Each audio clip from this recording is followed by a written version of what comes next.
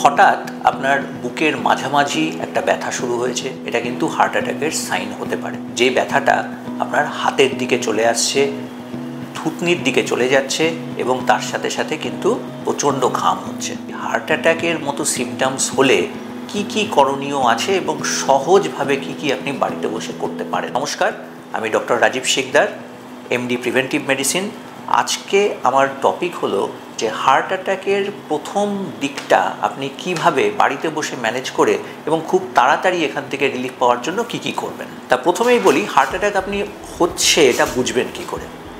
যারা diabetic patient তাদের কিন্তু ব্যথাও না হতে পারে। সুতরাং যদি দেখা যায় যে আপনার ডায়াবেটিক আপনি আছেন, সেক্ষেত্রে যদি দেখা যায় যে হাতের দিকটা রেডিয়েশন হয়ে একটা হালকা হালকা ব্যথা হচ্ছে, দরকার হলে মাথা ঘুরে পড়ে গেছেন বা এরকম কোনো সিমটমস হচ্ছে, তাদের কিন্তু অবশ্যই ইসিজি দরকার। ইসিজি ছাড়া এটা সম্ভব নয়। যদি ডায়াবেটিক না হন তাহলে কিন্তু আপনার বেশ কিছু সিমটমস হতে পারে। তার মধ্যে এটা হতে পারে, আমরা বলি কোমরের ওপরে যে কোনো ব্যথাই কিন্তু হার্ট অ্যাটাকের সিমটমস হতে পারে। তা অতখানি বড়োভাবে না বলে, ভয় না দেখিয়ে আমি একটা জিনিসই বলবো, কয়েকটা স্পেসিফিক সিমটমসের কথা ভাবুন। হঠাৎ একটা ব্যথা শুরু হলো বুকের মধ্যে, সেটা বুকের মাঝখানেও হতে পারে, সাইডেও হতে পারে, এবং ব্যথার সাথে সাথে প্রচণ্ড ঘাম হচ্ছে এবং ব্যথাটা আপনার আঙুল অবধি রেডিয়েট করছে, মানে দুটো হাতেই রেডিয়েট করছে হয়তো, এরকম হতে পারে। এরকম একটা সিমটমস ঘামের সাথে হলে তাহলে কিন্তু আপনার হতে পারে যে আপনার হার্ট অ্যাটাক হচ্ছে। সবার আগে প্যানিক করবেন না। নাম্বার 2, আপনি একটুখানি যে জামা কাপড়গুলো পরে আছেন সেগুলো একটু লুজ করুন, একটু রুমে এয়ার সার্কুলেশন হতে দিন।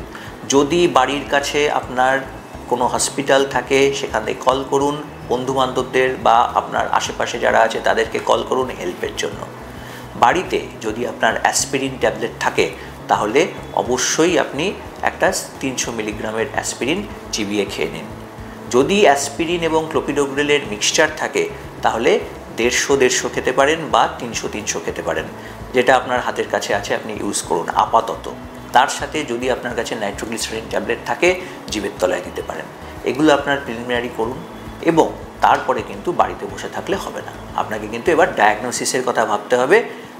যেখানে কাছাকাছি ইসিজি হয় সবথেকে ভালো এরকম একটা সেটআপে যাওয়া, যদি সেটা সম্ভব হয়, যেখানে ইসিজি এবং কার্ডিয়াক মার্কার্স হয়, মানে ট্রোপোনিন আই, ট্রোপোনিন টি, সিকে এরকম ধরনের মার্কার্সগুলো হয়, সেরকম একটা সেটআপে যাওয়া।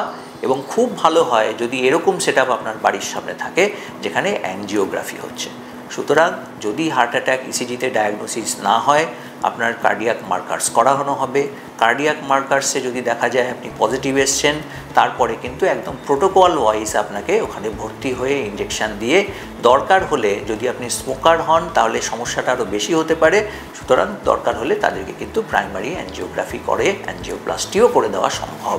সুতরাং হার্ট অ্যাটাক হওয়ার 1 ঘন্টার মধ্যে আপনি কিন্তু রিলিফ পেয়ে যেতে পারেন যদি এই প্রত্যেকটা পদ্ধতি আপনি ঠিকমতো মেনে চলেন।